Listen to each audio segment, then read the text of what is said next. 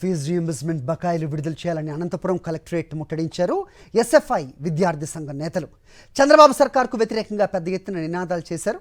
కూటమి సర్కార్ అధికారంలోకి వచ్చి ఏడాది దాటినా లోకేష్ ఇచ్చిన హామీల్లో ఒక్కటి నెరవేరలేదని తీవ్ర స్థాయిలో ధ్వజమెత్తారు.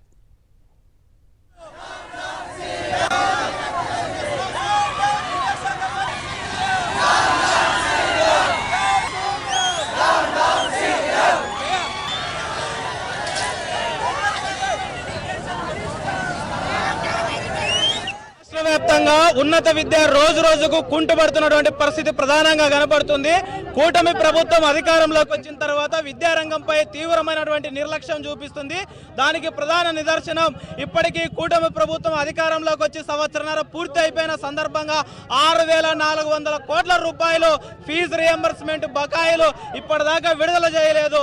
ఇప్పటిదాకా పీజీ సంబంధించిన విద్యార్థులు కానీ డిగ్రీ సంబంధించిన విద్యార్థులు ఉన్నత విద్య చదవాలన్నా పై చదువులకు పోవాలన్నా ప్రభుత్వం ఇవ్వవలసినటువంటి రియంబర్స్మెంట్ ఇప్పటిదాకా విడుదల చేయలేదు. పెండింగ్ లో ఉన్నటువంటి రియంబర్స్మెంట్ విడుదల చేయాలా.